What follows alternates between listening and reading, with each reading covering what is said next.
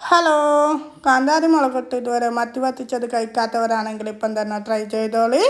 അപ്പോൾ അധികം ഇൻഗ്രീഡിയൻസ് ഒന്നും ഇല്ലാത്ത കുറച്ച് ചേരുവകൾ കൊണ്ട് നല്ല ടേസ്റ്റി ആയിട്ടുള്ള മത്തി വരട്ടിയത് നമുക്ക് എങ്ങനെ ഉണ്ടാക്കാൻ നോക്കാം. അതിന് വേണ്ടിയിട്ട് ഞാൻ കുറച്ച് മത്തി എടുത്തിട്ടുണ്ട്. അതിലേക്ക് ഒരു നെല്ലിക്ക വലുപ്പത്തിൽ പുളി പിഴിഞ്ഞ് ഒഴിച്ച് കൊടുക്കുന്നുണ്ട്. അതിന് ശേഷം നമ്മൾ ഇതിൻ്റെ മെയിൻ ഇൻഗ്രീഡിയൻസ് ആയ കാന്താരി മുളകെടുത്ത് ഇതുപോലെ ചതച്ചെടുക്കുക കേട്ടോ. ഇതിൻ്റെ കൂടെ നിങ്ങളെ കയ്യിലുണ്ടെങ്കിൽ കുറച്ച് പച്ചക്കുരുമുളകും ആഡ് ചെയ്തോളി. എൻ്റെ കയ്യിലില്ല. അതിന് ശേഷം ഇതിലേക്ക് 5-6 അല്ലി വെളുത്തുള്ളി ഇട്ടിട്ട് ഒന്ന് ചതച്ചെടുക്കുക. അത് നമ്മളെ മത്തിയിലേക്ക് ഇതുപോലെ ഒരു സ്പൂണ് വെച്ചിട്ട് കൊടുക്കുക കേട്ടോ.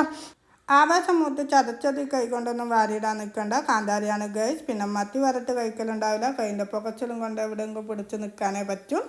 അതിനുശേഷം ഞാൻ ഇതിലേക്ക് കുറച്ച് കറിവേപ്പിലും 1/4 ടീസ്പൂൺ മഞ്ഞൾപ്പൊടിയും കുറച്ച് ഉപ്പും ചേർത്തിട്ട് ഇതുപോലെ ഒരു സ്പൂൺ വെച്ച് നല്ലോണം എല്ലായിടത്തും എത്തുന്ന വിധത്തിലൊന്ന് ഇളക്കി കൊടുക്കുക.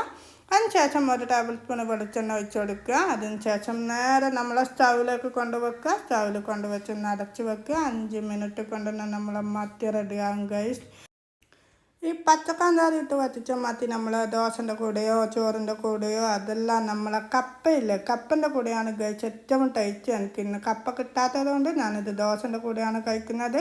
അപ്പോൾ എല്ലാവരും ഈ മത്തി വരട്ടി ഒന്ന് ട്രൈ ചെയ്ത് നോക്കുക. അങ്ങനെ നമ്മളെ മത്തി വെന്ത് വന്നിട്ടുണ്ട്. വെന്ത് വന്നതിന് ശേഷം നമുക്കിതിൻ്റെ മുകളിൽ കുറച്ച് പച്ച വെളിച്ചെണ്ണയും 2 കറിവേപ്പിലും ഇട്ടിട്ട് ഫ്ലെയിം ഓഫ് ചെയ്യുക.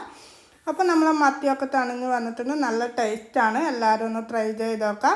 നിങ്ങൾ ഈ മത്തി വരട്ടിയത് ഉണ്ടാക്കുമ്പോൾ അതിൻ്റെ കൂടെ കപ്പ കിട്ടുകയാണെങ്കിൽ കപ്പൻ്റെ കൂടെ ഒന്ന് ട്രൈ ചെയ്ത് നോക്കും. നല്ല ടേസ്റ്റാണ്. ഇല്ലെങ്കിൽ ചോറിൻ്റെ കൂടെയോ അപ്പത്തിൻ്റെ കൂടെയോ എന്ത് വേണമെങ്കിലും നിങ്ങൾക്ക് കഴിക്കാം.